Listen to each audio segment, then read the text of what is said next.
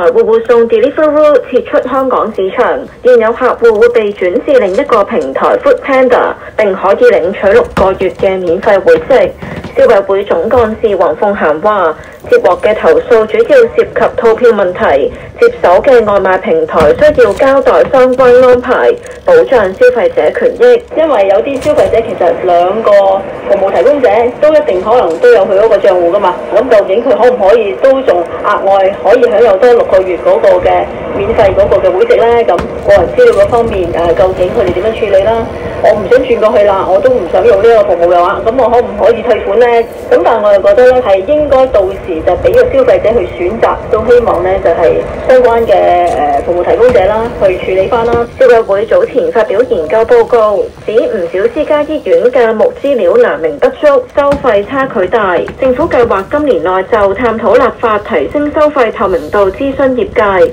黃鳳嫻喺商台節目話：不同私營醫療機構嘅套餐收費都冇統一計算方法，就算格價都難以比較，部分亦都只有口頭報價。提醒消費者有權要求醫療機構提供書面報價。唔同機構提供嘅醫療套餐呢，乜嘢包乜嘢唔包呢，都係好唔同嘅。病人去問嗰個價錢嗰陣時呢，好多時都係口頭報價，唔係咁多呢係有書面嘅報價。嗰個知情權嗰方面呢，絕對有好多空間呢係可以改善嘅。佢喺節目之後話：政府應該向呢啲醫療機構提供更多指引，令到價目表更為一致。機構亦都應該提供更多套餐價，清晰交代涵蓋嘅範疇，增加收費透明度。香港電台記者陳曉君報導。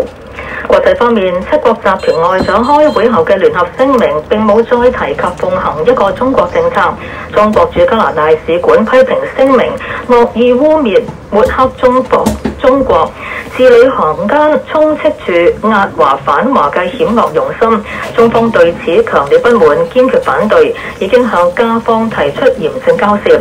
張子欣報導。7國集團外長結束1連2日喺加拿大魁北克舉行嘅會議，會後發表聯合聲明。路透社嘅報導指出，相對於舊年11月嘅會後聲明，7國集團外長今次冇再提及奉行一個中國政策。喺今次聲明中表示，鼓勵涉及台海兩岸嘅事項應該以和平方式處理，反對任何單方面使用武力，企圖改變現狀。7國外長喺聲明中又對中國嘅核武政策表示關切。另外，7國外長亦表明密切關注東海同南海嘅情況。對於中國喺經濟領域嘅行為，7國外長認為中國存在扭曲市場行為，並有產能過剩現象。中國駐加拿大使館發言人回應時表示，7國集團外長嘅聲明再次老調重彈，無視客觀事實同中方嚴正立場，粗暴干涉中國內政，惡意污蔑抹黑中國，字裏行間充斥住傲慢、偏見同壓華反華嘅險惡用心。中方對此強烈不滿，堅決反對，已經向加方提出嚴正交涉。發言人話：中方堅決反對7國集團損害中國主權嘅錯誤行徑。台灣係中國領土不可分割嘅一部分，台灣問題純屬中國內政，不容任何外部勢力干涉。維護台海和平穩定嘅關鍵在於堅持一個中國原則，堅決反對台獨分裂。發言人又強調，當前東海、南海局勢總體保持穩定，7國集團應該切實尊重地區國家維護和平穩定嘅努力，摒棄冷戰思維，停止製造陣營對抗，加劇地區局勢緊張。發言人亦都話，中方堅決拒絕7國集團關於中方產能過剩、市場扭曲嘅無理指責，指出將經貿問題政治化、武器化，破壞國際經濟秩序，擾亂國際市場，衝擊國際產供鏈穩定嘅係7國集團成員國，佢哋應當反躬自省。香港電台記者張子欣報導。美國總統特朗普形容美方同俄羅斯總統普京進行咗非常良好同富有成效嘅討論。普京就話，如果庫爾斯克州嘅烏軍投降，俄方會保證佢哋安全。